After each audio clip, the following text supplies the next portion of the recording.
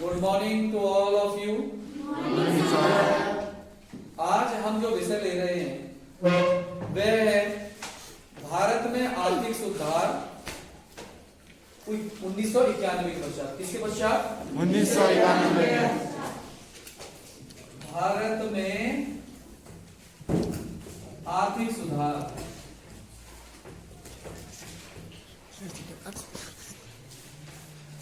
भारत में आर्थिक सुधार।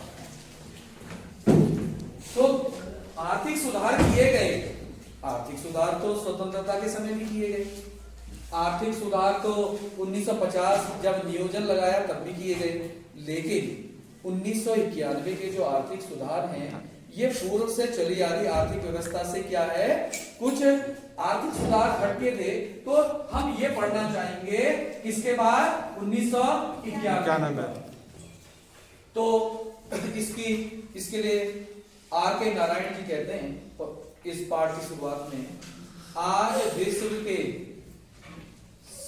में आम सहमति है, मतलब विश्व में जो आम सहमति बनी है, सामान्य लोग जो सोचते हैं कि आर्थिक विकास ही प्रगति का एकमात्र सूचक नहीं है और सकल घरेलू उत्पाद भी आर्थिक प्रगति का एकमात्र सूचक नहीं है। केवल इससे अंदाजा नहीं लगता कि देश में सकल घरेलू उत्पाद बढ़ गया है या देश में आर्थिक विकास हो गया, नहीं।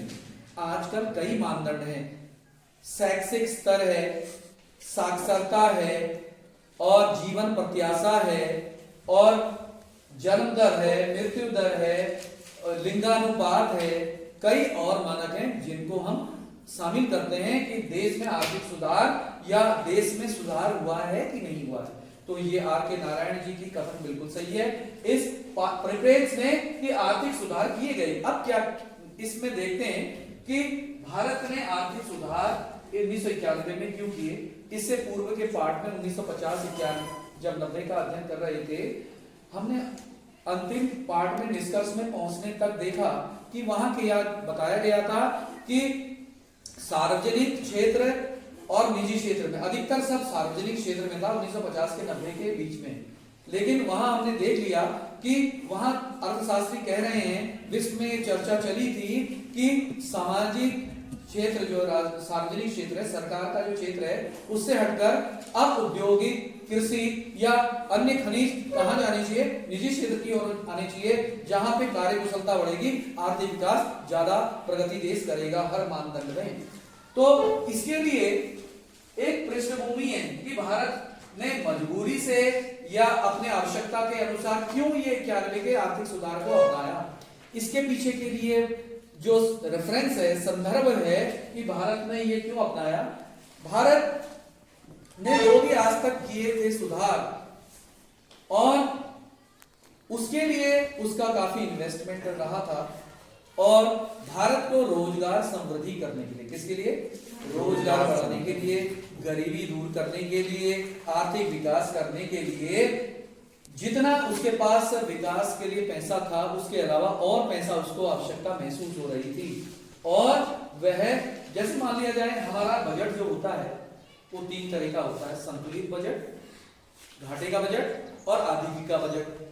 तो भारत का जो बजट चल रहा था, रोजगार में वृद्धि करने से, गरीबी दूर करने के कारण, सामाजिक क्षेत्र में लोगों के लिए सड़कें, पानी की व्यवस्था, जल व्यवस्था, कई सामाजिक क्षेत्र में काम करने से सरकार का बजट घाटे में चल रहा था। किसमें चल रहा था? घाटे में। इस घाटे के बजट को पूरा करने के लिए भारत को विश्व से या IMF और IBRD के द्वारा उसने लोन लिया जाना था, और भारत ने लोन की स्वीकृति अगर उसको मिल जाती $7 बिलियन की, कितने की? $7 बिलियन। IMF IBRD से उसको $7 बिलियन का डॉलर मिल जाता, जो कि कम दर में उसको लौटाना पड़ता है, और इससे भारत अपने आर्थिक विकास के पथ पर चल सकता था। लेकिन IMF और IBRD ने, किसने? IMF, इंटरनेशनल मॉनेटरी फंड, और IBRD, ये मैं पूर्व में बता चुका हूं कि इसकी स्थापना 1946 में विश्व के कई देशों के बीच में आर्थिक विकास करने के लिए, उन देशों की आर्थिक प्रगति करने के लिए ये विश्व bank IBRD international bank of reconstruction and development और इंटरनेशनल मॉनेटरी फंड खोले गए थे। लेकिन यह क्या बन गया था, विश्व में अमेरिका की ताकत का सूचक बन के रह गया था। अमेरिका जिसे चाहता था, क्योंकि अधिकतम कोष उसी का था इसमें, IMF और IBRD में, और वह नियंत्रित भी करता था। ठीक उसी तरह से 91, 90 के समय, 88 के बाद 80 के दशक में जो ये दिक्कतें भारत को आई, जो वह घाटे का बजट बन रहा था, उसकी पूर्ति के लिए IMF IBRD ने कहा कि हम आपकी मदद करेंगे $7 बिलियन की, लेकिन उसके लिए आपने क्या करना पड़ेगा, आपने हमारी कुछ शर्तें माननी पड़ेगी। दूसरी तरफ से मैं ये पूर्व में बता चुका हूं कि कैसे गाट का रूपांतरण WTO में हुआ 1995 में, जनवरी 1995 में गाट यूरोपीय राउंड जब 8वां स्टार्ट हुआ था और ये WTO में रूपांतरण हुआ। WTO की भी कुछ शर्तें थी विश्व के सामने, और इसने जो शर्तें रखी और विश्व बैंक और IMF IBRD ने जो शर्तें रखी भारत के सम्मुख कि आपको हम पैसा दे देंगे, मदद करेंगे, लेकिन आपने क्या करना पड़ेगा, जो WTO बनने की ओर जा रहा था उसकी शर्तें अब ये सामने आ रही थी कि सभी देश क्या हो जाएं, उदारीकरण अपनाएं, निजीकरण अपनाएं और वैश्वीकरण अपनाएं। इसके कई चरण में ये अपनाना था, ये नहीं कि एक ही वर्ष में अपना लेना था। उन्होंने 5, 7, 10 वर्ष की अवधि दी थी कि इसमें आप ट्रांसफॉर्मेशन करेंगे अपनी इकोनॉमी का, है ना, आप अपनी इकोनॉमी को बदलेंगे WTO की तरह या IMF की तरह, IBRD की तरह, ताकि विश्व के देश एक दूसरे से व्यापार कर सकें। जहां सस्ता उत्पाद हो रहा है, कोई चीज सस्ती मिल रही है, सब विश्व के देश को अवसर है कि वो वहां से अपना उत्पाद, कच्चा माल, संसाधन खरीद सकें या उनसे बना हुआ माल ले सकें। तो ये अवसर था विश्व के लिए, और यह एक विश्व के लिए भी अच्छी बात थी और भारत के लिए भी। भारत ने इसके पक्ष में जाना चुना और भारत ने आर्थिक सुधार 91 को सहमति दे दी। उस समय के वित्त मंत्री श्री मनमोहन सिंह द्वारा इस आर्थिक सुधार को अपना लिया, भारत को विश्व बैंक से पैसा मिला। अब हम ये देखते हैं कि भारत में जो विभिन्न चीजें आई उनमें हमको विशेष चीज पढ़ने की, उदारीकरण को समझते हुए हम विभिन्न चीजों को समझेंगे। दूसरा निजीकरण, तीसरा वैश्वीकरण। जो विभिन्न बिंदु हैं उनको हम किस परिप्रेक्ष्य में समझेंगे, उदारीकरण, निजीकरण और वैश्वीकरण के रूप में समझने की कोशिश करेंगे। तो ये पृष्ठभूमि थी भारत ने जो आर्थिक सुधार 91 को लागू किया। अब हम समझते हैं भारत ने उदारीकरण अपनाया। उदारीकरण भी एक व्यापक शब्द है। उदारीकरण, लिबरलाइजेशन, उदारीकरण, क्या, उदारीकरण करना, उदार होना, अर्थात भारत से यह अपेक्षा की गई थी आर्थिक सुधार में, और भारत ने 91 का जो आर्थिक सुधार किया उसमें उदारीकरण को ध्यान देते हुए अब उदार होना है। किसके लिए होना है, हमको विभिन्न विषयों में उदार होना था। औद्योगिक क्षेत्र, किसमें, औद्योगिक क्षेत्र में होना था, व्यापार में होना था, विदेशी मुद्रा भंडार के लिए जो विदेशी विनिमय दर है या विदेशी विनिमय नीति है, इसके संदर्भ में, विदेशी विनिमय दर के संदर्भ में, और व्यापार हो गया, निवेश हो गया। इस तरह से ये कुछ बिंदु हैं। इसके अलावा कर नीति,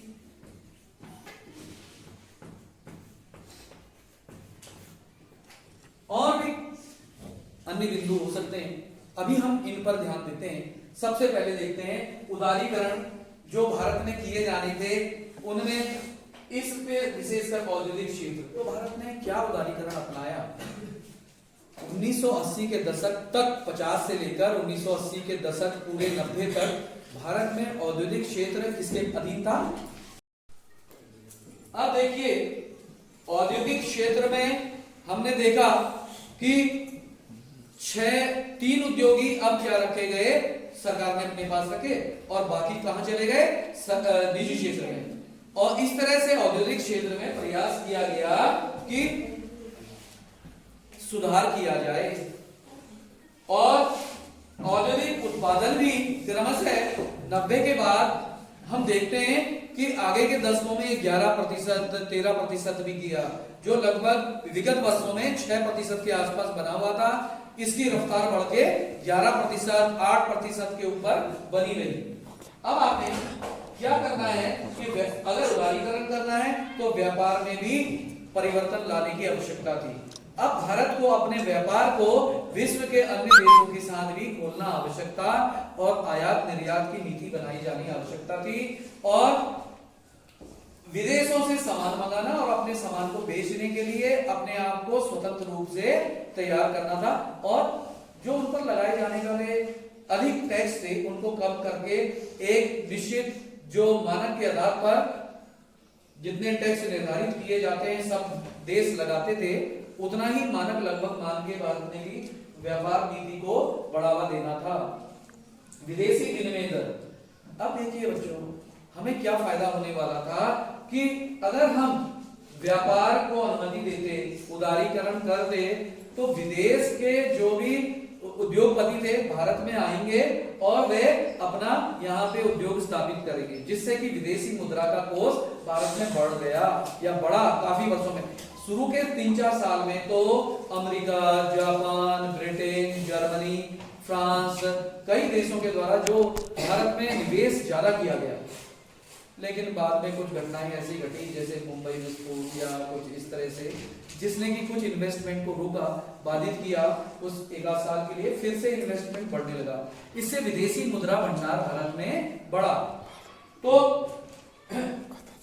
इसके लिए एक ऐसी नीति चाहिए थी कि भारत को डॉलर, इसके लिए द्विपक्षीय व्यापार नीति भी, कि अगर हम चाहे अमेरिका से व्यापार करना तो द्विपक्षीय भी हो सकता है, अगर चाहे हम कई देशों को शामिल करना किसी उद्योग या व्यापार में तो बहुपक्षीय व्यापार भी कर सकते हैं। जैसे मान लिया जाए यहाँ के विदेश मंत्री, प्रधानमंत्री, राष्ट्रपति ब्रिटेन गए, अमेरिका गए, फ्रांस गए, जर्मनी गए, जापान गए, तो वहां किसी उद्योग या व्यापार की नीति को लेकर द्विपक्षीय भी समझौता भी हो सकता है। और कई देश अगर संस्था पर, जैसे यूरोपियन कंट्री का एक EEC देश सम्मेलन है, सार्क है, एशियान है और इस तरह के विदेशों में कई संस्थाएं, उनसे अगर किसी बात में समझौता होता है तो बहुपक्षीय व्यापार नीति भी बनाई जाती है।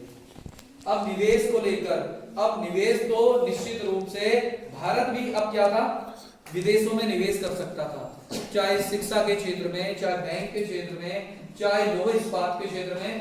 केवल भारत ने ही आमंत्रित नहीं किया उद्योगपतियों को, बल्कि भारतीयों ने भी विदेश में जाके व्यापार करने का लगभग उनको एक अवसर प्राप्त हुआ था। तो कई भारतीयों ने विदेशों में जाके कई संपत्ति और उद्योग अपने नाम पे कर लिए हैं और वह अग्रणी बने। और इसी तरह से विनिवेश करना कि जैसे एक बीमार, पिछले कुछ विगत वर्षों में कुछ उद्योग धंधे बीमार पड़ गए थे, यानी कि उसकी इमारतें, उसकी मशीनें चल नहीं रही थी, तो उसको बेच दिया गया निजी क्षेत्र को, उससे विदेशियों को आमंत्रित किया जा सके और भारत के अंदर भी व्यापार करने वाले जो थे उनके लिए भी, निजी क्षेत्र के लोगों के लिए भी लाइसेंस, परमिट कर थोड़ा सा उनको एक निमंत्रण दिया गया। निजी क्षेत्र में उद्योग खोलना है, निजी क्षेत्रों से कहा गया आपको जमीन मुफ्त दी जाएगी या कुछ वर्षों का आपका कर माफ कर दिया जाएगा। तो इस तरह से एक आकर्षण बढ़ा निजी क्षेत्र को बढ़ावा देने के लिए। वित्तीय नियंत्रण भारत में RBI करती है। अब निजी क्षेत्र को जैसे वो CRR रेट निर्धारित करती है कि कितना बैंक लेगी, किसी बैंक को या किसी व्यक्ति के अगर लोन देना है तो किस दर से लेगी, किस दर से वह अपना दूसरे बैंकों को लोन देगी, किस दर में वे रखेगी, तो SLR, CRR रेट निर्धारित होते हैं। तो ये औद्योगिक नीति को बढ़ावा देने के लिए, लोगों के निजी क्षेत्र को बढ़ावा देने के लिए उनके पक्ष में रिजर्व बैंक ने आर्थिक नीतियां निर्धारित की। समझ में आई बात? तो वित्तीय ये प्रमुख क्षेत्र थे जिन्होंने काम किया उदारीकरण के लिए। अब नई विषय वस्तु आती है आपके लिए निजीकरण। क्या चीज? निजीकरण। तो ये मैं आपको पूर्व में समझा ही दिया हूं और यहाँ पे भी समझाने की कोशिश की थी। उदारीकरण जब पढ़ रहे थे तब निजीकरण भी हमने समझा। अब भारत में क्या किया गया? निजीकरण माने एक देश, भारत ने मिश्रित अर्थव्यवस्था अपनाई, तो यहाँ सार्वजनिक क्षेत्र उद्योग पास रखे। निजीकरण में क्या होता है, व्यक्ति अपना अधिकतम मेहनत करके संसाधनों का कुशलतम उपयोग करके अधिकतम लाभ कमाने का प्रयास करता है। तो निजी क्षेत्र में परमिट की व्यवस्था, लाइसेंस व्यवस्था और व्यापार नीति और कर व्यवस्था, व्यापार नीति, इन सब में सुधार किया गया और निजीकरण को बढ़ावा दिया गया। अब वह केवल भारत में ही उद्योग धंधे नहीं बल्कि विश्व में कहीं भी जाके उद्योग धंधे खोल सकता था। अगली चीज विषय वस्तु हम पढ़ते हैं वैश्वीकरण। वैश्वीकरण से हमारा अभिप्राय है कि अब हम विश्व के हर देश एक दूसरे, हम देखिए अभी तक पढ़ चुके हैं उदारीकरण। भारत की जो आर्थिक सुधार है 1950 से लेकर 1991 के बीच में, 80 के बीच में पढ़ा। 91 में जो आर्थिक सुधार किए गए उसमें उदारीकरण, निजीकरण पूर्व में पढ़ चुके हैं। अब क्या प्रारंभ कर रहे हैं, वैश्वीकरण। वैश्वीकरण का माने विश्व के सभी देश, विश्व के सभी देश एक दूसरे के लिए व्यापार के लिए खुल गए थे। और इससे पहले क्या था, IMF, IBRD जो संस्थाएं थी, IMF और IBRD जिसने कहा था कि हम विश्व के जो विकास कर रहे देशों की मदद करेंगे, तो ये पूर्णतः सफल नहीं हो पाई, क्योंकि इसका उद्देश्य अब क्या बन के रह गया था कि जो अमेरिका या जो विकसित राष्ट्र के कहने पर चलेगा उन्हीं की आर्थिक मदद की जा रही थी। जो पिछड़े और विकासशील देश थी उनकी मदद के लिए एक संस्था आई सामने 1948 में, जिसे गार्ड कहते हैं। क्या कहते हैं, गार्ड। ये था journal agreement on trade and treaty. क्या था कि भाई इनका कहना ये था कि हम IMF, IBRD जो नहीं कर पा रही वो काम कौन करेंगे, हम करेंगे, गार्ड ने कहा। और 1948 में इसकी भी स्थापना की गई। लेकिन अब जब ये विभिन्न इसके राउंड चलते रहे तो उरुग्वे में 8वां राउंड संपादित हुआ। कहां, उरुग्वे देश में, दक्षिण अफ्रीका में देश है उरुग्वे, वहां 8वां राउंड जब संपन्न हुआ तो कई राउंड होते रहे और वहां पे निर्णय लिया गया।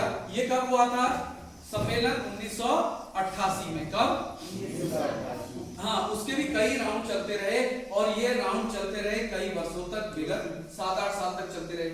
इसमें निर्णय लिया जाना था कि अब गार्ड को भी बदल दिया जाना था। क्या था, और एक नई संस्था आनी थी जिसका नाम रखा गया फिर बाद में 1 जनवरी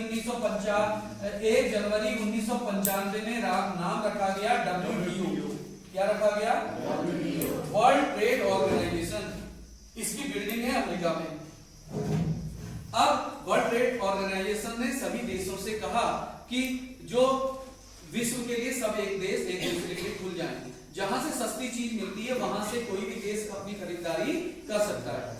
जैसे एक सस्ती चीज जहां मिल रही है उससे कोई भी देश कर सकता है, चाहे वह द्विपक्षीय व्यापार करे उस देश से, चाहे त्रिपक्षीय करे, चाहे बहुपक्षीय करे, या कोई देश द्विपक्षीय व्यापार करे, किसी तरह का भी वह कर सकता है। या ग्रुप बना सकते हैं देश अपने व्यापार करने के लिए, विविध तरीके खुल गए। और उसने कहा विश्व के देश आपस में एक दूसरे से खुले, लेकिन इसके लिए भारत से भी कहा गया WTO से जुड़ना है तो आपने क्या करना पड़ेगा, विश्व के प्रति खुलना पड़ेगा। जो आप अपने देश में संरक्षण दे रहे हैं या कर में बहुत ज्यादा टैक्स लगा रहे हैं, राजस्व में सुधार करें, वित्तीय में सुधार करें, विदेश नीति में सुधार करें। और भारत ने ये माना और धीरे धीरे भारत सुधार करने लगा। आर्थिक सुधार 91 के बाद से, और भारत तभी इसका सदस्य बन गया WTO का। और भारत से कहा गया कि आप आर्थिक सुधार करने के लिए विभिन्न चरणों में धीरे धीरे इसके विश्व व्यापार के जो भी नियम हैं उसको मानेंगे। और भारत 91 के बाद से लगभग उससे जुड़ गया था।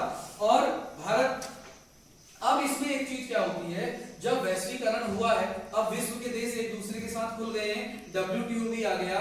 और इसके अलावा एक और चीज है, अब क्या है, बाह्य प्रापण भी संभव है। क्या है संभव, बाह्य प्रापण में मतलब ये होता है कि हम अब अमेरिका में अगर एक चिकित्सक है, वहां उसको महंगा मिल रहा है काम करने वाला, लिखा पढ़ी करने वाला, तो भारत में संपर्क करेगा। अगर वहां वो 10 लाख में रख रहा है किसी कर्मचारी को, तो यहाँ 1 लाख में काम बन जाएगा, है ना। और इस तरह से विश्व में नौकरियां भी उपलब्ध हुई हैं बाह्य प्रापण के द्वारा। अब तो फिल्म एडिटिंग और कोई भी चिकित्सा में कोई काम कराना हो, लिखित काम कराना हो, किसी ने अपना लेखन कार्य कराना हो, या इस तरह के जितने भी काम है बातें हो रहे हैं। इस तरह से देखा कि हमने विभिन्न उदारीकरण, निजीकरण और वैश्वीकरण को समझा, और भारत ने 1991 के पश्चात जो आर्थिक सुधार किए तो किस किस में सफलता मिली। भारत ने कृषि में सुधार कर लिया, भूमि सुधार किया, और उद्योग धंधों में सुधार किया, और रोजगार एवं समृद्धि हुई। क्या हुआ? रोजगार एवं समृद्धि हुई। व्यापार में भारत विश्व के लिए सभी देशों के साथ एक दूसरे के लिए खुल गया। तो ये निष्कर्ष इस पाठ का ये निकला कि भारत ने उदारीकरण, निजीकरण, वैश्वीकरण को अपनाया और कृषि, उद्योग, रोजगार, व्यापार में उसका सुधार हुआ निश्चित रूप से। लेकिन समस्या भारत के सामने हर समय से क्या रही? अधिक जनसंख्या। तो ये एक समस्या रही, नहीं तो भारत अब विकास कर जाता। देखिए अब जो उद्योग की गति थी, जो टोटल आर्थिक समृद्धि दर अब क्या बढ़ गई? 7, 8 इस तरह से बढ़ रही थी, और उद्योग की गति 11, 9, 10 के बीच में रह रही थी। कृषि क्षेत्र की प्रगति 4, 3 तक रह रही थी। तो ये हमने पाया। और क्या हुआ? विदेशियों से हमको क्या मिल रहा था? एक फायदा और हुआ वैश्वीकरण, निजीकरण का, कि विश्व से अब क्या हो रहा था? उद्योग खोलने के लिए भारत में पैसा भी आ रहा था। यानी कि विश्व जो भारत का कोष है ना, जो भारत का कोष है, मुद्रा कोष, वह भी धीरे धीरे विदेशी मुद्रा का भंडार भी भारत में अब बढ़ रहा था। इससे भारत सशक्त बनने लगा, और यह आर्थिक सुधार का परिणाम भारत के हित में रहा। अब इसको निरंतर चौड़ाई रखने की आवश्यकता है, और सभी में विकास किए जाने की अब निरंतर आवश्यकता है। कृषि, उद्योग, रोजगार और व्यापार और जितनी भी टेक्नोलॉजी वाली चीजें हैं। धन्यवाद।